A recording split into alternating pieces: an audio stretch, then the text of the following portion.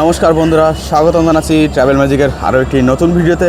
আমি এই মুহূর্তে রয়েছি রানাঘাট জংশন রেলওয়ে স্টেশনে, আর আমি আজকে তোমাদের দেখাবো পলাশীর প্রান্তর। হ্যাঁ, পলাশীর প্রান্তর সেই জায়গা যেখান থেকে মুঘলদের বংশধরদের সরিয়ে ভারত দখল করেছিল ইংরেজরা। যদিও মুঘলের বংশধর এবং ইংরেজ উভয়ই ছিল বিদেশি, তবে অনেকেই বলে থাকেন এখান থেকেই নাকি ভারত পরাধীন হয়েছিল, মানে ইংরেজদের হাতে গেছিলো। যাই হোক, ওই জায়গাতে আমি আজকে যাব এবং দেখব সেই পলাশীর প্রান্তর বর্তমানে কেমন পরিবেশ, কেমন পরিস্থিতিতে রয়েছে। এখন সময় বাজে সকাল 6:45। আমার এই রানাঘাট জংশন রেলওয়ে স্টেশন থেকে পলাশীর উদ্দেশ্যে ট্রেন রয়েছে সকাল 7টার সময়ে। লালগোলাগামী ট্রেন ধরেই আমি যাব, পলাশী নামব। তো সকাল 7টার RCF মেমু রেক দিয়ে দিচ্ছে রানাঘাট জংশন রেলওয়ে স্টেশনের 1 নম্বর প্ল্যাটফর্মে। যদিও এখন 7:05 বেজে গেছে, ট্রেন 5 মিনিট লেটেই রানাঘাটে দিচ্ছে। এই ট্রেনে আগামী 1 ঘন্টা 22 মিনিটের সফর হবে 76 কিলোমিটারের জন্য। এই যে ট্রেন চলে এলো, আর দেখো কত প্যাসেঞ্জার এই ট্রেনের জন্য এখানে ওয়েট করছিল। ট্রেন পৌঁছাতেই শুরু হয়ে গেছে হুড়োহুড়ি।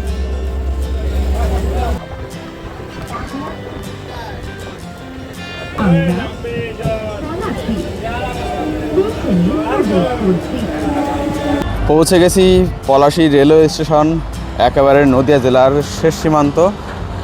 এখান থেকে এখন বাইরে বেরোবো, 12 নম্বর জাতীয় সড়কের দিকে যাব। ওখানে যাওয়ার পরে ওখান থেকেই কোনো টোটো বা অটো বা বাস, যেটা পলাশী মনুমেন্টের দিকে যাই, এরকম কোনো বাস ধরেও যেতে পারি। তো 12 নম্বর জাতীয় সড়কের দিকে প্রথমে যাই। এই ট্রেনে করে এলাম।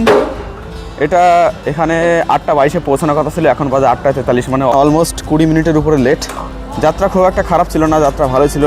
মাঝে মধ্যে একটু ট্রেনের মধ্যে হকারের ডিস্টার্ব করছিল, ওটা বাদ দিলে যাত্রা খুবই ভালো ছিল। অনেকটা ফাঁকাই এখানে এসে পৌঁছেছি, একেবারে গান শুনতে শুনতে ঘুমিয়ে। এই যে চলে এসেছি পলাশী স্টেশনের একেবারে দক্ষিণ প্রান্তে। এখানেও অটো টোটো রয়েছে, এগুলো ধরেও যাওয়া যায়। এই দেখো সকালবেলার ব্যস্ত পলাশীর মার্কেট, আর মার্কেট পার করে চলে এলাম 12 নম্বর জাতীয় সড়কে। এখান থেকে আমাকে উত্তর দিকে যেতে হবে। পলাশীর মনুমেন্টে পৌঁছানোর জন্য আমি পৌঁছাবো ফুলবন মোড়ে। তো হাই রোডের কাছে আমি পৌঁছে গেছি, ফুলবাগান মোড়ের কাছে। এদের সামনে ফুলবাগান মোড়। এখান থেকে হাই রোড সোজা উত্তরবঙ্গের দিকে চলে গেছে।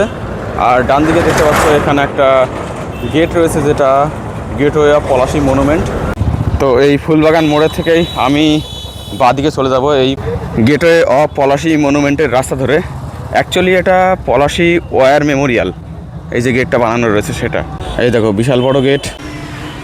বাট রাস্তার কোলে এত দোকানপাটের জন্য এখানকার ভিজিবিলিটি অনেকটাই খারাপ হয়ে গেছে। দেখো সব পোস্টার লাগিয়ে কি করেছে এটাকে। যাই হোক, পলাশী মনুমেন্ট এখান থেকে মোটামুটি 3 কিলোমিটারের একটু বেশি রাস্তা। আমি ঠিক করলাম যে এখান থেকে হেঁটেই যাব, টোটো বা অন্য কোনো গাড়ি নিয়ে যাব না। তার কারণ এখানে ঘুরতে এসেছি, তো যাওয়ার সময় এই ঘোরার ফিলিংসটা নিতে হবে, যার জন্য হেঁটেই যাব। আসার সময় যে কোনো ধরনের গাড়ি নিয়ে আমি ফেরত আসবো। মোটামুটি এখান থেকে টোটো নিলে হয়তো 15 থেকে 20 টাকা ভাড়া নিত। সত্যি কথা বলতে কি, পলাশী ওয়ার মেমোরিয়ালের কাছে জায়গাটা আমার ভীষণই হতাশ করলো। এবার যেখানে ব্যাটেল ফিল্ড মেন জায়গা আমবাগান, সেইখানে গিয়ে দেখব সেই জায়গাটা কেমন। এই যে আমার সামনে বাসটি আসছে, এই বাসটি কৃষ্ণনগর থেকে পলাশী মনুমেন্ট পর্যন্ত যাতায়াত করে থাকে। তো চাইলে বাসে করেও এখানে পৌঁছানো যায়। তো হাই রোড থেকে প্রায় 1 কিলোমিটারের মতন রাস্তা হেঁটে চলে এসেছি। তবে সেই ফিলিংসটা আসছে না, একটা জঙ্গল ভাব থাকবে সেটা নেই। বাড়িঘর হয়ে গেছে অতিরিক্ত পরিমাণে, তো একটু অন্যরকম লাগছে ব্যাপারটা। আর আকাশেতে চলছে মেঘ রোদ্রের খেলা, তো ভ্যাবসা একটা গরম ভাব। এইখানটাতে দেখো প্রচুর পরিমাণে পাট নিয়ে এসে জাগ দেওয়া হচ্ছে এখানে।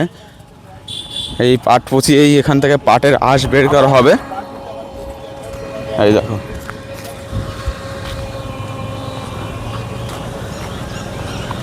তো আমি এখনও স্মৃতিসৌধের কাছে এসে পৌঁছাইনি। তবে এই জায়গাটাই হচ্ছে পলাশীর আমবাগান। যদিও এখন এখানে আম গাছ নেই, এই জাতীয় গাছ রয়েছে, জানি না এটাকে কী গাছ বলা হয়। জায়গাটা খুবই মনোরম, এরকম গাছ বেশ কিছু পরিমাণে রয়েছে চারিপাশে। এদিকে যে পাটের আঁশ তোলা হয়েছে সেগুলোকে শুকোতে দেওয়া রয়েছে এখানে। জায়গাটা খুবই ভালো। একেবারে আমার সামনের ওই দিকটা পর্যন্ত পুরো জায়গাটাই এইভাবে দুপাশে বড় বড় গাছ রয়েছে, একদম ছায়া স্নিগ্ধ পরিবেশ, সুন্দর পরিবেশ। সত্যি কথা বলতে কি, এখানে সেই একটা বাগান ফিলিংস আসছে। যাই হোক, একটুখানি এগিয়ে গেলেই সামনে রয়েছে সেই স্মৃতিসৌধগুলো। আর ওখানে পৌঁছানোর পরেই পলাশীর ব্যাটেল ফিল্ড সম্পর্কিত বিভিন্ন তথ্য তোমাদের সাথে আলোচনা করব। যাই হোক, আমি সেই মনুমেন্টের একেবারে কাছাকাছি চলে এসেছি। আমার থেকে এখানে কয়েক পা দূরে রয়েছে সেই মনুমেন্ট। আমার এখন এটা ভাবতেই অবাক লাগছে যে আমি এখন এই মুহূর্তে দাঁড়িয়ে রয়েছি সেই স্থান দিয়ে হেঁটে চলেছি। সেই স্থানে 1757 সালের 23শে জুন মাত্র 3000 ইংরেজ বাহিনীর কাছে নবাব সিরাজউদ্দৌলার 50,000 বাহিনী ঘোরতর পরাজিত হয়েছিল শুধুমাত্র মীর জাফরের বিশ্বাসঘাতকতার কারণে। মীর জাফরকে যেহেতু ইংরেজরা রাজত্ব পাওয়ার লোভ দেখিয়েছিল, তো সেদিন 1757 সালের 23শে জুন মীর জাফরের সৈন্যরা ইংরেজদের বিরুদ্ধে সেদিন লড়াই করেনি।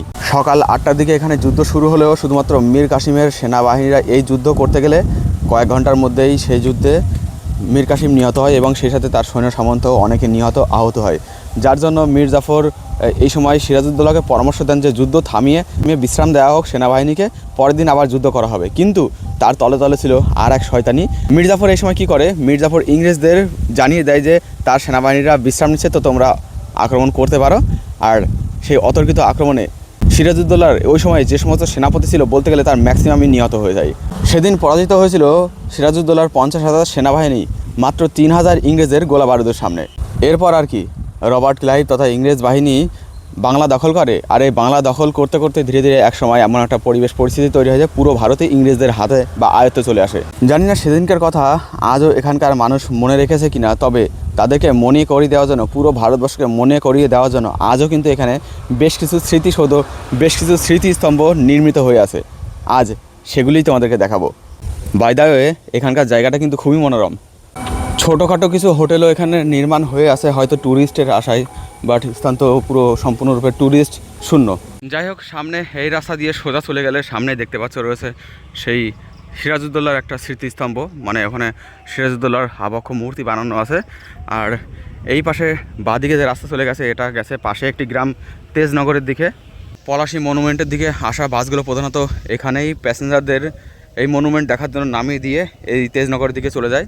এখানে কিছু রেস্তোরাঁও রয়েছে, অতিথি নিবাসের রেস্তোরাঁ। এই পাশে দেখতে পাচ্ছি রয়েছে চায়ের দোকান রয়েছে, ওখানে রেস্টুরেন্ট রয়েছে। আর এগুলোকে ত্যাগ করে, এগুলোকে ছাড়িয়ে সামনের দিকে এই রাস্তা চলে গেছে। এই রাস্তা দিয়ে অল্প একটুখানি এগিয়ে গেলেই সেই মনুমেন্ট। এই হচ্ছে সেই রাস্তা। এখান থেকে রামনগর ফেরিঘাট 2.16 কিলোমিটার।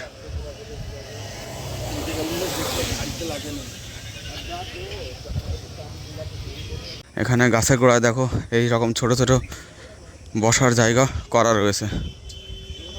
এগুলো কী দিয়ে নির্মিত বুঝতে পারছি না, যদিও দেখে মনে হচ্ছে সেই সময়কার কোনো পুরাতন বিল্ডিংয়ের পার্ট।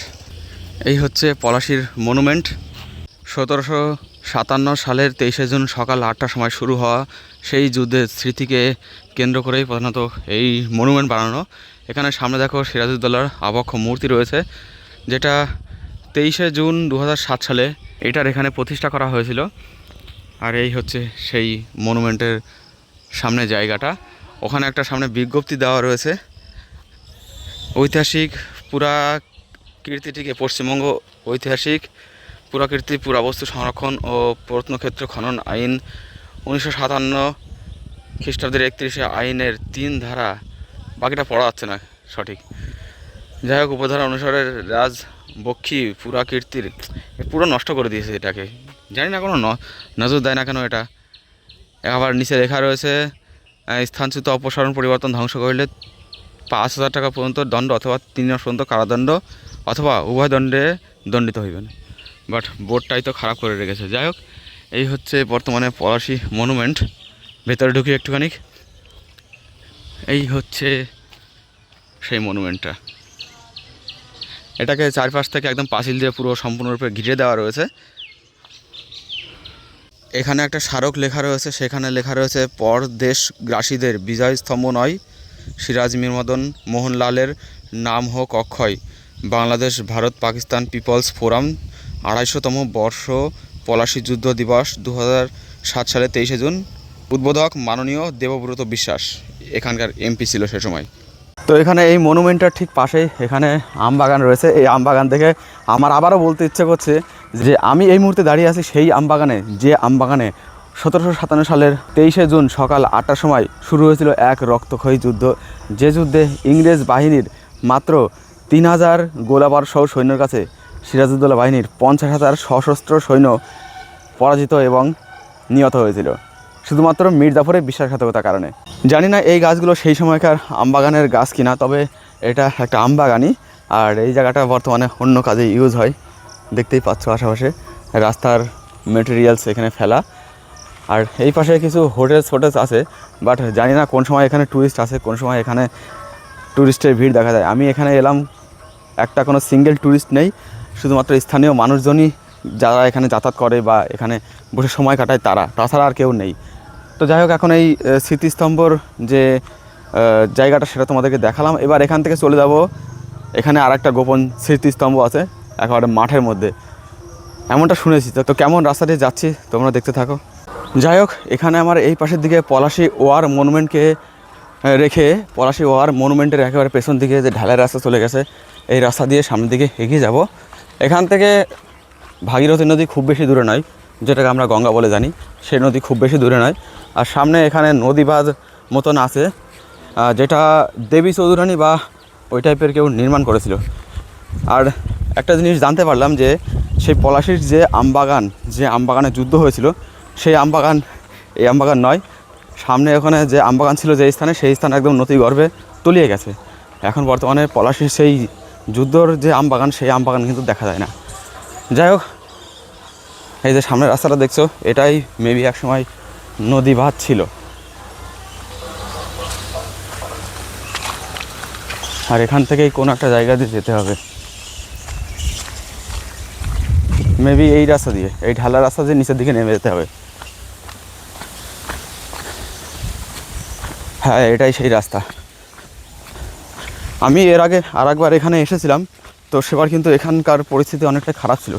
যে ঢালাই রাস্তা দিয়ে আমি হেঁটে যাচ্ছি, ঢালাই রাস্তা তখন ছিল না, এখানে পুরো সম্পূর্ণরূপে কর্দমাক্ত একটা রাস্তা ছিল, মানে কোনো ঢালাই ছিল না।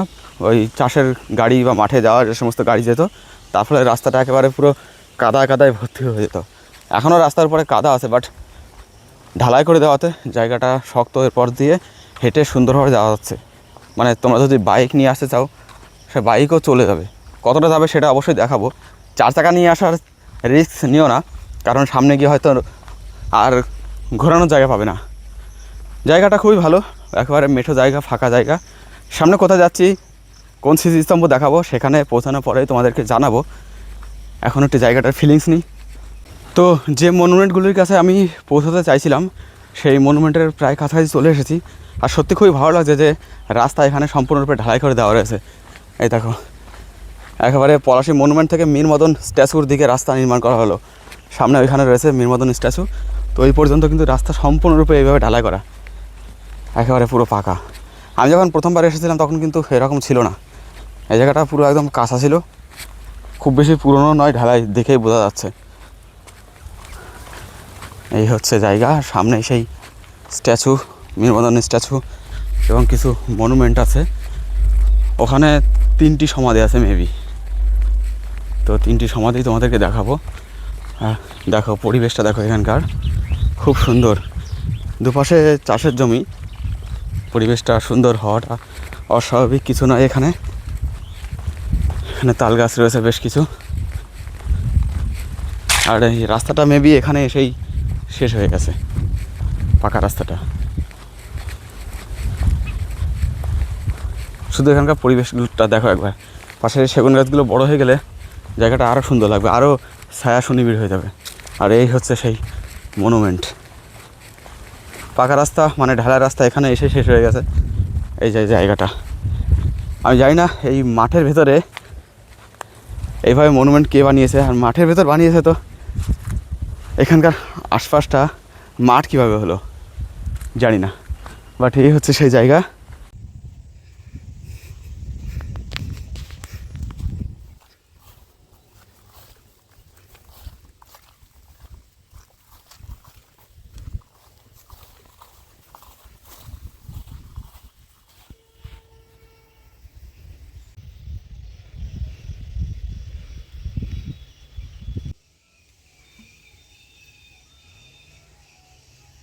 এই হচ্ছে 3টি সমাধি, কে নওয়ে সিং হাজারি আর বক্সি মীর মদন বাহাদুর আলী খান, 3টি সমাধি এখানে। এখানকার জায়গাটা অনেকটাই অযত্নে আছে, আশেপাশের পরিবেশ দেখলেই বুঝতে পারছি।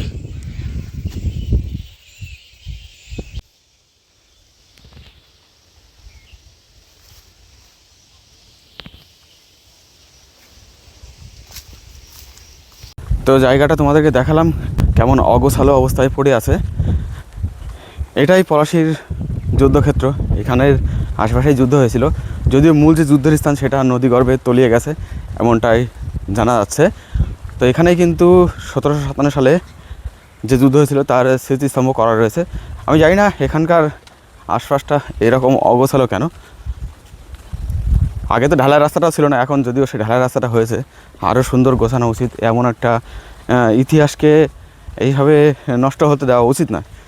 জানি না এরপরে প্রশাসন কি করবে বা আগে কি করেছে। এখান থেকে হুগলি নদী খুব বেশি দূরে নয় এবং সেখানে নদী জেলার সীমান্ত এখানেই মোটামুটি শেষ। তো সেই জায়গাটা একটু ভ্রমণ করে আসবো। ওই দূরে চাষিরা চাষবাস করছে, ওরা আমার এরকম ঘোড়া দেখে এখানে ভিডিও করতে আসা দেখে হাসছে, যেটা আবার কোন পাগল এলো, কেউ এখানে আসে না, ভিডিও করতে আসে না, দেখভাল করে না, আর এখানে এসছে ভিডিও করতে। যাই হোক, ভাগীরথী নদীর ওদিকটায় যাবো একটুখানি। তো চলো এখান থেকে একটু মেঠো রাস্তার ফিলিংস নিয়ে আসা যাক এবং সেই সাথে মাটির সোদা গন্ধ সেটার অনুভূতি নিয়ে আসা যাক। ওয়াও, কিছু দেখতে পাচ্ছ? হলুদ প্রজাপতি। উফ, এখানে একটুখানি রাউন্ড রাউন্ড খেলছিল, দারুণ লাগছিল। কিন্তু এখন তো এদিক ওদিকে ছিন্ন ভিন্ন, মানে ছড়িয়ে ছিটিয়ে গেছে। যাই হোক, গ্রামের দিকে আসলে এই সমস্ত দৃশ্য কিন্তু দেখতে পাওয়া যায়, বিশেষ করে গ্রামের মাঠঘাটে ঢুকলে এই সমস্ত দৃশ্য অ্যাভেলেবেল। আচ্ছা, এই জায়গাটা সব জায়গাতে দেখছি এরকম কাদা কাদা মাটির উপরে। এই জায়গাটা দেখা মনে হচ্ছে যেন কোনো ফুল কাদা থেকে ভেসে উঠেছে। দেখো, দেখতে পাচ্ছ? এটাই হচ্ছে গ্রাম। তবে রাস্তাটার অবস্থা খুবই খারাপ, পুরো কাদা। এটা দিয়েই যাব সামনের দিকে, দেখি বেশি একটা দূরে নয়, আবার বেশ খানিকটা দূরে। হয়তো রাস্তাটা এমনটা না থাকলে হয়তো খুব বেশি দূরে লাগতো না জায়গাটা। যাওয়া যাক সামনের দিকে। তবে ভালো লাগছে, আমি নিজেই গ্রামে থাকি এবং সেখানেও মাঠঘাট আছে, বাট এইরকম ফিলিংসটা পাওয়া যায় না। সেখানে মাঠের রাস্তাতেও সবসময়ের জন্য মানে ভাই, এখানে মনে হচ্ছে যাওয়া সম্ভব না, যা কাদা সামনে, কি করে যাব। চেষ্টা করব, যদি না যেতে পারি তো কোনো ব্যাপার না। খুব কাছাকাছি চলে এসেছি নদীর। এখানেই যাত্রা বিরতি দিতে হলো আমাকে, কারণ এই রাস্তা দিয়ে কোনো রকমে হেঁটে যাওয়া সম্ভব না, সম্পূর্ণরূপে কাদা। নদী এখান থেকে খুব বেশি দূরে নয়, আবার বেশ খানিকটা দূরে। তো আর কি করার, কিছু করার নেই, ভাগীরথী দর্শন হলো না এখানে। ভিডিওটা এখানে শেষ করছি। তোমাদের যদি কোনো কিছু নতুন জানতে পারো এই ভিডিওর মাধ্যমে, বা যদি ভিডিওটা ভালো লেগে থাকে অবশ্যই একটা নিচে কমেন্ট করে দেবে এবং ভিডিওতে একটা লাইক দিয়ে দেবে। চ্যানেলে প্রথমবার আসলে অবশ্যই চ্যানেলটিকে সাবস্ক্রাইব করে চ্যানেলের সঙ্গে থাকবে। পরবর্তীতে যে সমস্ত ভিডিও আসছে সেগুলি আমার নতুন জায়গা এক্সপ্লোর নিয়ে, নতুন বলতে আমার কাছে নতুন, আমি সেখানে যাইনি, সেই জায়গাগুলি এক্সপ্লোর নিয়েই ভিডিও আসবে। তোমাদের ভালোবাসা পেলে দেশ বিদেশ, এই রাজ্য সে রাজ্য সব জায়গা ঘুরবো এবং শেষে তোমাদেরকে দেখাবো। Good bye. ভাই, নতুন একটা রাস্তা পেলাম, আমার গঙ্গা দর্শন হলেও হতে পারে। এখানে জমির আলের উপর দিয়ে বাইক চালিয়ে চলে যাচ্ছে, তো আমি কেন এখান থেকে হেঁটে হেঁটে যেতে পারবো না? এই দেখো, পুরো চাষের জমি মাঝখান থেকে এই যে রাস্তা, এখান থেকে বাইক চালিয়ে চলে গেল। তো ভেবে দেখলাম গঙ্গা দর্শন আজকে করতেই হবে। হাতে প্রচুর সময় আছে, প্রায় 1.5 ঘন্টার উপরে। এতক্ষণ সময় আমি ট্রেন স্টেশনে বসে কি করব? চলো গঙ্গা দর্শন করে আসি। এই দেখো, লিটারেলি মাঠের মধ্যে বাইক নিয়ে চলে এসেছে। এখান থেকে পাশে একটা রাস্তা গেছে, ওই রাস্তা ধরে যাব। নদীয়া জেলার সীমান্তে এইরকম একটা অ্যাডভেঞ্চার, আমি তো ভেবেছিলাম অ্যাডভেঞ্চার আমার শেষ হয়ে গেছে ওখানে কাদা দেখেই, বাট এখানে আসার পরে নতুন অ্যাডভেঞ্চারের সূচনা করলাম। রাস্তার অবস্থাও যদিও খুবই খারাপ, দেখি কেমনভাবে যাওয়া যায়। এই হচ্ছে রাস্তা, একদম পুরো দুপাশে জঙ্গল, একটু ভয় ভয় লাগছে, বাট দেখি কতটা যেতে পারি। সম্পূর্ণ যাওয়া যাবে, সামনে ফ্রেশই আছে, মানে এখান থেকে মানুষের যাতায়াত আছে, বুঝতে পারলাম। ওই দেখো সামনে একটা দাদু বোধহয় ঘাস কাটতে না কি করতে যাচ্ছে জানি না। তবে জায়গাটা একেবারে পুরো ভুতুরে ফিলিংস দিচ্ছে।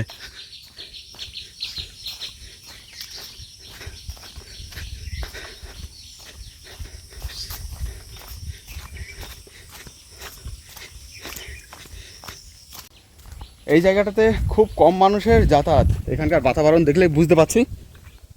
শুধুমাত্র পাখির কনকাজলি নয়, এই ধরনের প্রজাপতিগুলো আছে, এই প্রজাপতিগুলো এইরকম নিরিবিলি জায়গাতেই থাকতে বেশি পছন্দ করে।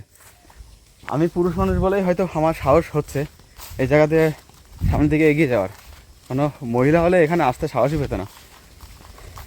উফ, কি সুন্দর ফিলিংসে হলুদ হলুদ প্রজাপতির গাদা এখানে।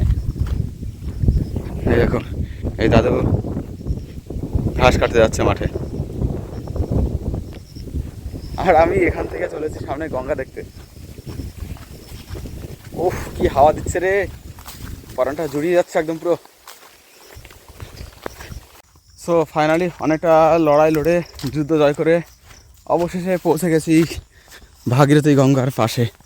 কি সুন্দর নিরিবিলি জায়গাটা দেখো, গঙ্গা এখান থেকে প্রবাহিত হয়ে চলে যাচ্ছে উত্তর থেকে দক্ষিণের দিকে। জায়গাটা দেখো একবার, সুন্দর দুর্দান্ত জায়গা। ওয়াও, এইখানটাতে মানুষের আনাগোনা আছে, এই সমস্ত দেখলেই বুঝতে পারা যাচ্ছে। আর এই হচ্ছে Bhagirathi Ganga.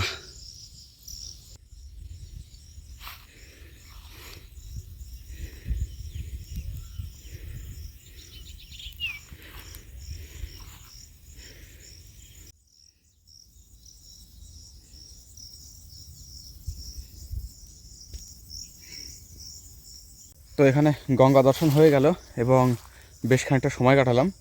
By the way জানি রাখি, এটা কিন্তু গঙ্গাই, বাট হচ্ছে এখানে এর নাম ভাগীরথী, সামনে গিয়ে এর নাম হচ্ছে হুগলি। তো এটাকেই গঙ্গা বলা হয়। তো এখানে গঙ্গা দর্শন হয়ে গেল, বেশ খানিকটা সময় এখানে কাটালাম বেশ সুন্দর একটা পরিবেশের মধ্যে। এবার এখান থেকে নিশ্চিন্ত মনে একেবারে প্রাণ ভরে শ্বাসবায়ু গ্রহণ করতে করতে চলে যাব পলাশী রেলওয়ে স্টেশনে এবং সেখান থেকে নিজের গন্তব্য নিজের বাড়িতে। তো আমি এখানে যে বাঁধটির কথা বলেছিলাম সেই বাঁধের উপরে চলে এসেছি। এখানেও একেবারে পাকা রাস্তা নির্মাণ করে দেওয়ার প্রচেষ্টা চলছে। এই রাস্তায় এদিকে চলে গেছে চর বিদুপাড়া আর এই পাশের দিকে তেজপুর। তো তেজপুরের ওই মুখে একটুখানি যাব, বিদুপাড়া এখান থেকে বেশ খানিকটা দূর, তো ওইদিকে যাচ্ছি না। আর তেজপুরের এখান থেকে বেশ খানিকটা দূর হলে পরেও আশপাশে কিছু বাড়িঘর আছে। আর সবথেকে ইন্টারেস্টিং বিষয় এখানে যেটা দেখলাম সেটা প্রধানত দেখানোর জন্য তোমাদেরকে এই তেজপুর অভিমুখেই আমি চলে এলাম। এই যে সামনে গাছটি দেখছো, বট গাছ, একেবারে চামবাদুরে ভর্তি। আওয়াজ শুনতে পাচ্ছ হয়তো, কালো কালো যে প্লাস্টিক মতো ঝুলছে দেখছো, সব চামবাদুর। আর এদিকে যে পরিবেশটা সেটাও একটু অন্যরকম, তো সেটাই প্রধানত তোমাদেরকে একটু দেখানোর জন্য আমি এই রাস্তা ধরে একটু এগিয়ে যাব। দেখো জায়গাটা শুধু একবার দেখো, বাঁধের দুপাশেই গাছ, এখানকার পরিবেশটা সত্যি দেখার মতন। ইলেকট্রিসিটিও এখানে চলে এসছে এই বাঁধের উপরেও। তবে জায়গাটা খুবই মনোরম, দেখার মতন জায়গা আর কি। বুঝতে পারছি যে এই বাঁধটাকে সংরক্ষণ করার জন্যই এই গাছগুলোকে লাগানো হয়েছিল, যার ম্যাক্সিমাম হচ্ছে কদম গাছ। একেবারে পুরো জঙ্গলের মতন একটা পরিবেশ সৃষ্টি করেছে এখানে, সুন্দর জায়গা।